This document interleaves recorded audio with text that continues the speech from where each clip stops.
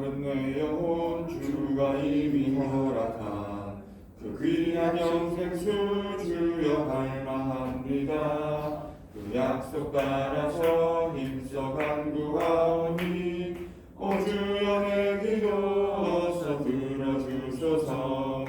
예수의 사랑 예수의 사랑 바다 물결같이 내게 임하니 영광의 물결에 온전히 쌓여서 내 영혼의 기쁨 한량 없도다.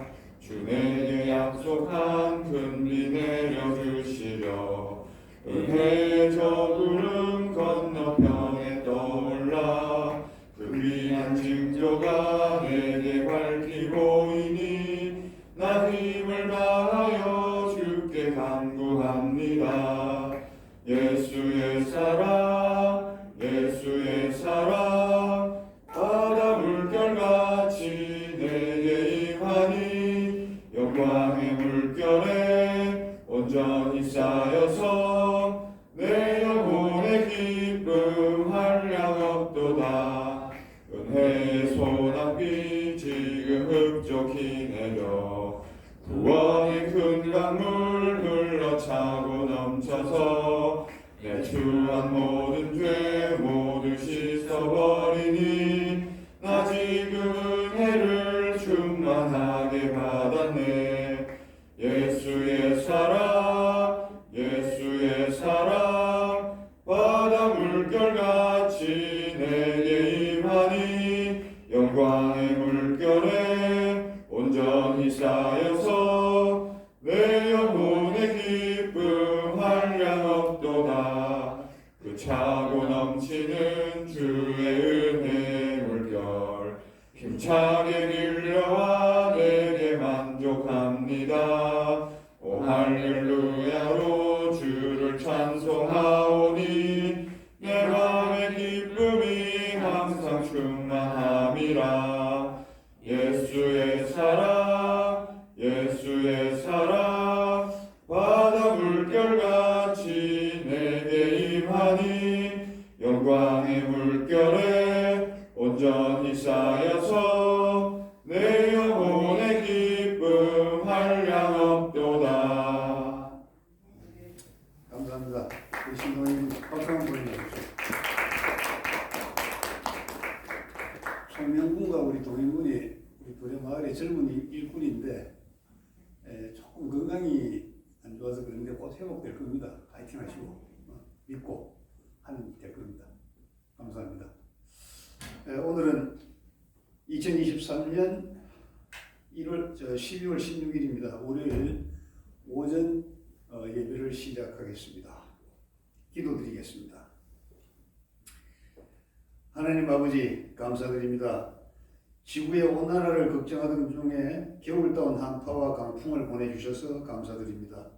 산골에 있는 두레수도 오늘 미끄럽고 추워서 조심스럽지만은 봄을 기다리는 즐거움으로 한파를 맞이합니다. 음동설한의 악조건이지만 성령님의 인도로 하나님의 전으로 발길을 옮긴 성도들을 축복해 주시옵고 미루고 온 일도 말끔히 마무리 짓도록 지혜와 힘을 주시옵소서. 아버지, 보름이 지나면 2024년 새해를 맞이하게 됩니다. 새해는 인간 중심의 크로노스 새해가 아니라 하나님을 중심에 둔 카이로스의 새해가 되어 하는 일마다 하나님의 뜻에 합당하게 진행되고 마무리되도록 도와주시옵소서. 계획하는 일과 사업들이 착착 진행되게 도와주시옵소서. 가정이 흔들림 없도록 보살피사 하나님께 영광을 돌리며 행복하게 살도록 도와주시옵소서. 영육의 강건을 허락하여 주시옵소서. 육신의 건강이 무너지면 영적 기반도 퇴보할 우려가 있습니다. 오직 건강한 육신을 보존하여 주시옵고 이미 조금 기울어진 건강은 정상으로 회복시켜 주시옵소서. 자녀들이 안정되고 도전적인 직장과 직업을 통해 미래를 그리도록 도와주시옵소서. 자녀들이 배필을 찾아 하나님께서 원하시는 가정을 이루도록 하여 주시옵소서. 그리고 아버지 하나님, 대한민국을 지켜주시옵소서. 두레수도원 온라인 교회 성도들은 대한민국을 발전시킨 주역이지만 이제는 은퇴한 시니어 분들이거나 고국을 떠나 외국에서 생활하는 성도가 대부분입니다. 혼란한 나라의 사정을 누구보다 먼저 걱정하고 기도하면서 대한민국의 번영이 지금 이 상태로 족한 정체나 퇴보가 아니라 자유와 민주화, 법치와 경제적 번영과 빈틈없는 복지를 누리는 세계가 부러워하는 만세반석이 되어 세계 모범국가로서 남북을 통일하고 세계 선교의 중심국가로서 서진으로 시작된 복음이 땅끝인 예루살렘까지 도달하는 사명을 감당하도록 아버지 도와주시옵소서. 전쟁 중인 이스라엘과 하마스, 우크라이나와 러시아의 참상도 하나님 아버지의 뜻대로 정리되리라 믿습니다. 이 모든 것을 저희의 주님 되신 예수 그리스도 이름 받들어 기도드렸습니다. 아멘. 오늘 본문은 창세기 1장 1절입니다. 창세기 1장 1절입니다. 저와 여러분들이 함께 봉독하겠습니다. 창세기 1장 1절 시작. 태초에 하나님이 천지를 창조하시니라. 아멘. 저는 성경을 공부하면서 사람들이 믿지 않거나 의도적으로 외면하는 세 가지 이 사실에 주목을 하게 되었습니다. 첫째가 뭐냐면은 하나님께서 천지를 창조하심을 부인하는 그러한 사람들입니다. 두 번째는 예수님은 사람으로 오신 하나님이시며 예수님은 메시아 그리스도란 사실을 부정하는 겁니다. 세 번째는 하나님께서 사람의 경제를 위해서 성경의 곳곳에 복스토리의 언약을 주셨다는 사실을 외면하는 거죠. 성경을 읽으면서 여러 가지 의문도 많았고 여러 가지 궁금한 것도 많았지만은 저는 이 세 가지 사실을 가장 크게 정리를 해봤습니다. 진화론은 여러분들이 잘 아시잖아요. 다윈으로 시작된 진화론인데 이 진화론이 세상을 지배해서 하나님의 창조 사역을 부인하고 있습니다. 이들의 논리를 자세히 보면요, 변화와 개량을 진화로 포장을 합니다. 변화와 개량을. 그리고 생명체라면 그 고유 기능이 있는데 적응하는 기능이 있잖아요. 적응하는 기능을 진화로 이들은 각색하고 있어요. 또 이렇게 진화는 엉터리 주장이지만 워낙 세력이 강해서 정설처럼 여겨질 정도입니다. 이 사람들은요, 심지어 부부가 자녀를 출산하는 것도 창조라고 이렇게 우깁니다. 저와 여러분들이, 우리 개신교인들이 진화론의 허구를 바로 잡아가고 있는데 바로 잡히리라고 믿습니다. 또 이게 두 번째는 예수님은 사람으로 오신 그 하나님의 한 인격이시며 이스라엘 민족에게 국한된 메시아 그리스도가 아니라 온 인류의 메시아 그리스도라는 사실, 이 사실을 부인하거나 외면하거나 또 왜곡하고 있죠. 요한복음 3장 16절에 보면은 하나님께서 세상을 이처럼 사랑하사 독생자를 주셨으니 이는 그를 믿는 자마다 멸망하지 않고 영생을 얻게 하려 하심이라, 이렇게 기록이 되어 있습니다. 그러니까 하나님께서 사랑하신 대상은 이스라엘이 아니고 또 믿는 성도가 아니고 세상 모두였습니다. 요한은 이 요한복음을 통해서 분명히 밝혔는데 하나님의 사랑이 민족이나 계급을 초월해서 모든 인류에게 미친다는 이 사실을 분명히 밝혔습니다. 예수님께서도 사람들이 당신 자신을 어떻게 생각하는지에 대해서 굉장히 궁금하셨죠. 그래서 가이사랴 빌립보 지방을 다니실 때 제자들에게 질문을 했습니다. 사람들이 나에 대해서 뭐라고 말하니? 사람들이 인자를 누구라 생각하느냐? 마태복음 16장 13절이죠. 제자들이 들은 대로 얘기합니다. 세례 요한의 환생입니다. 모세가 다시 태어났답니다. 엘리야라고 합니다. 이렇게 구구절절히 얘기합니다. 그러니까 이렇게 또 물으십니다. 그러면 너희들은 나를 누구라고 생각하느냐? 이게 마태복음 16장 15절의 이 말씀이거든요. 이 질문이 너무나 중요한 질문입니다. 온 인류가 머리와 가슴에 새겨야 할 가장 중요한 질문 중에 하나죠.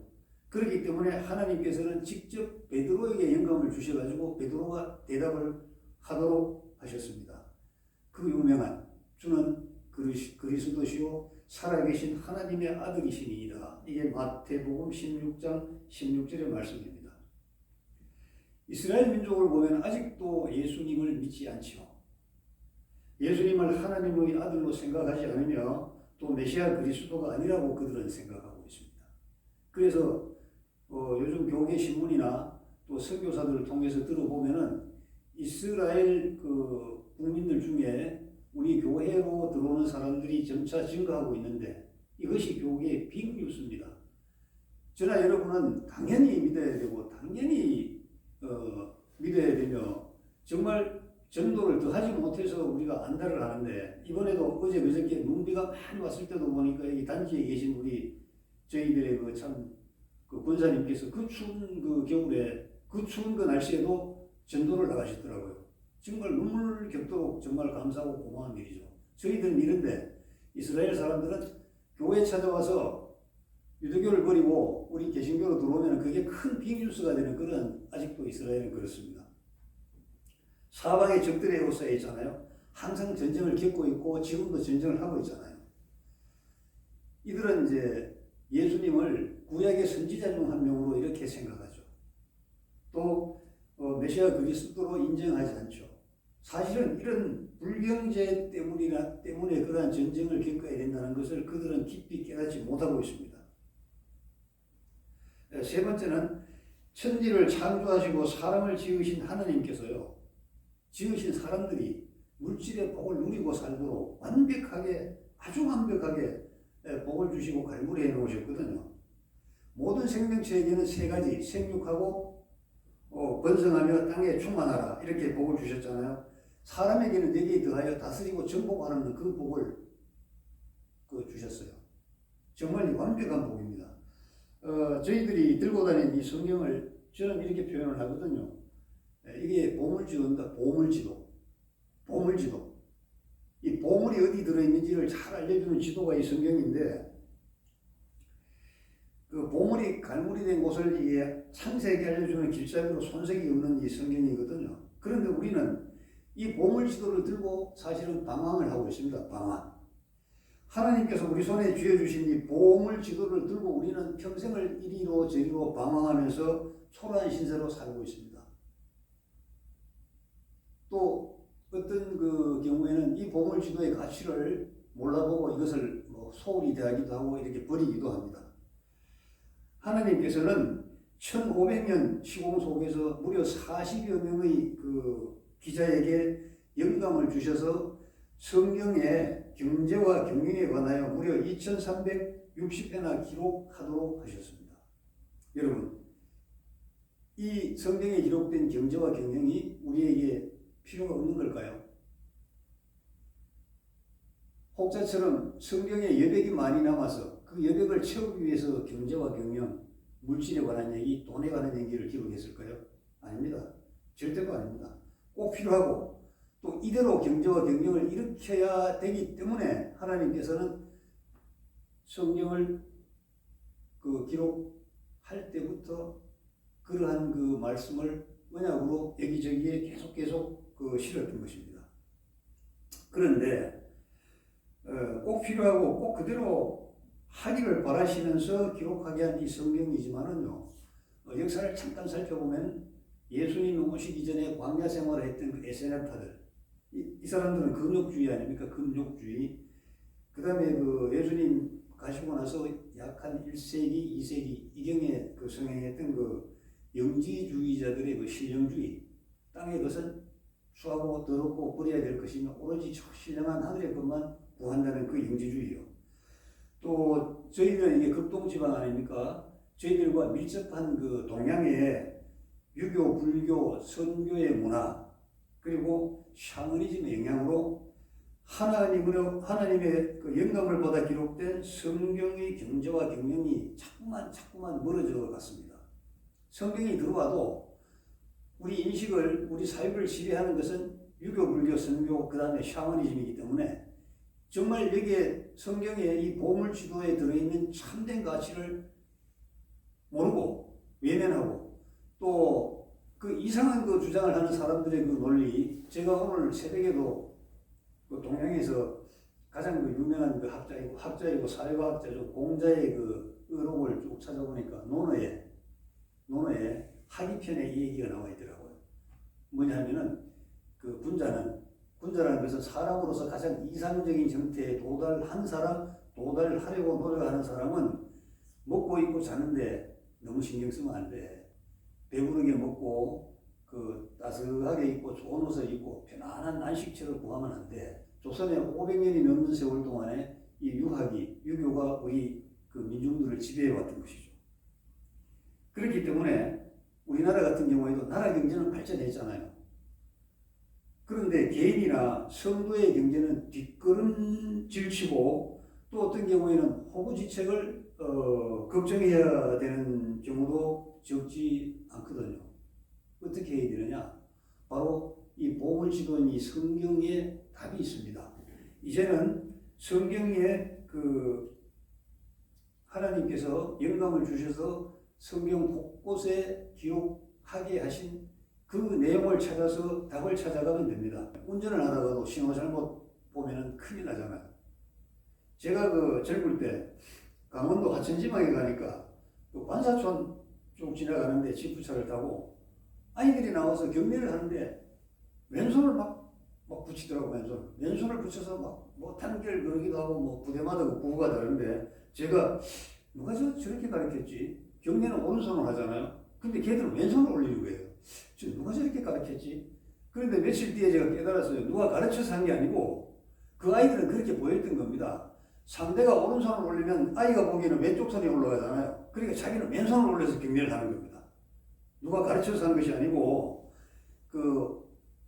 오른손, 왼손 이렇게 아이들 눈에는 좌우 분별력이 안 되고 그러니까 보이는 대로 왼손을 올리는 겁니다. 성경의 경제와 경영을 외면했으니 그 결론은 어떻게 됩니까? 그 결론은 뭐 당연한 거 아니겠습니까? 정말 그 슬픈 일만 겪는 거죠. 그래서 제가 앞으로 시간이 주어지면은 금방 제가 말씀드렸던 이 세 가지 관점에 대해서 여러분들과 한번 이게 지혜를 나누는 그런 시간을 갖겠습니다. 사실 제가 그제 이 자리에서 두레 온라인 교회 재직회에서 이제 협동 목사로 제청받고 이제 여러분들을 이제 섬기게 되었습니다. 제가 사실 부족함이 많아요. 정말 여러분들을 섬길 수 있을까 이렇게 걱정이 많이 됩니다만은 우리나라 교계에서 참 큰 어른 아닙니까? 우리 목사님께서 저를 이렇게 불러 주시고 기회를 주셨습니다. 참 감사드리고요. 그래서 목사님이 구상하시는 두레수도원 제2도약 있잖아요. 거기에 본신의 노력을 다 할 생각입니다. 그래서 이 두레수도원 여기가 명실공히 대한민국 개신교의 영적인 진원지, 그 다음에 생명의 말씀이 흐르는 그 근원의 우물이 되도록 그 목사님께서 꿈꾸시는 대로 저희들이 미력이나마 이렇게 보필을 해야 될 것 같습니다.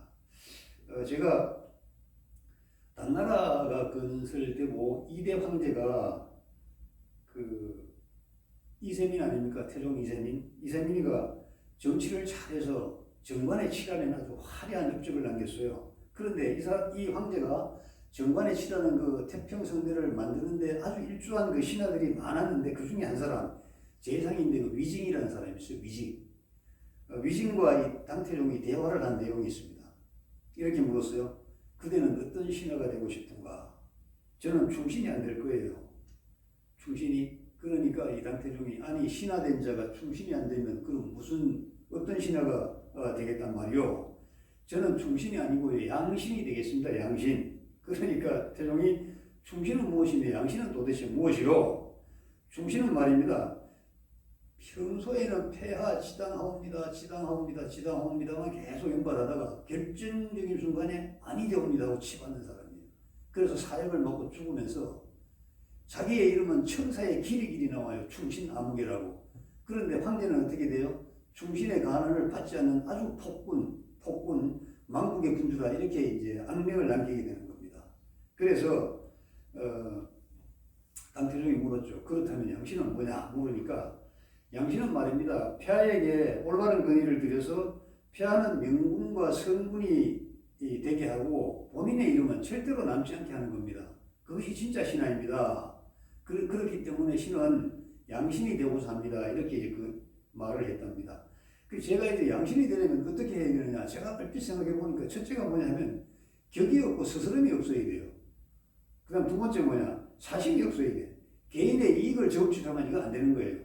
세 번째, 정통하고 물리가 터져야 되는데 이것은 이제 다 부족함이 있기 때문에 여러분들의 의견을 잘 들으면 될 것 같습니다. 저는 이제 걱정되는 바가 사실 한 가지가 있어요. 제가 다정다감하지 못해요. 상대가 원하는 말을 헤아려서 미리 던져주지 못하죠. 한때는 뭐 사나이였다 뭐 이렇게 말을 듣기는 했지만은 시원시원하다. 그런데 이게 목사로서 이게 적격한가? 제 스스로 이제 자문자답해 보면 의문이 들어요. 경상도 사나이들이 하는 말이 세 가지가 있다잖아요. 뭐죠? 제가 적어왔는데 먹자, 자자, 하자 이 세 가지가 대화의 전부예요. 그래서 요즘 같았으면 장가도 못 들어요 이런 스타일은요. 그런데 이제 자유로운 하나님께서 저희 아내가 될 여인들의 눈에 콩깍지를 덮어 씌워줘가지고 저희들이 송각신제민하고 이제 장가도 가게 되었습니다. 여러분 이 대목에서는 웃으셔야 되는데 안 웃어요. 여러분 굉장히 나한테 가면 대벌대벌 부르던데 콩깍지 얘기하니까. 하나님 아버지께 감사드립니다. 오늘 하나님의 전에 나와서 오전 예배를 드리고 돌아가는 성도들의 발길을 안전하게 지켜주시고 해야 할 일들을 아름답게 매듭짓도록 도와주시옵소서. 김진호 목사님께서 구상하시는 계획들이 하나님의 뜻에 따라 왕성한 일들을 맺도록 도와주시옵고 영육의 강건을 허락해 주시옵소서. 둘의 온라인 교회를 이끌고 계시는 이명환 목사님에게도 영육의 강건과 지혜를 더해 주시옵소서. 강사모님을 비롯한 모든 성도님들의 건강을 보살펴 주시고 소원이 이루어지도록 도와주시옵소서. 그리고 무도한 정권의 압제에 신음하는 북한의 2200만 동포들에게 희망을 주시고 그들을 구출해 주시옵소서. 저희들의 주님 대신 예수 그리스도 이름 받들어 기도드렸사옵나이다. 아멘. 하늘에 계신 우리 아버지여, 이름이 거룩히 여김을 받으시오며 나라가 임하시오며 뜻이 하늘에서 이루어진 것 같이 땅에서도 이루어지이다. 오늘 우리에게 일용할 양식을 주시옵고 우리가 우리에게 죄 지은 자를 사하여 준 것 같이 우리 죄를 사하여 주시옵고 우리를 시험에 들게 하지 마옵시고 다만 악에서 구하시옵소서. 나라와 권세와 영광이 아버지께 영원히 있사옵나이다. 아멘.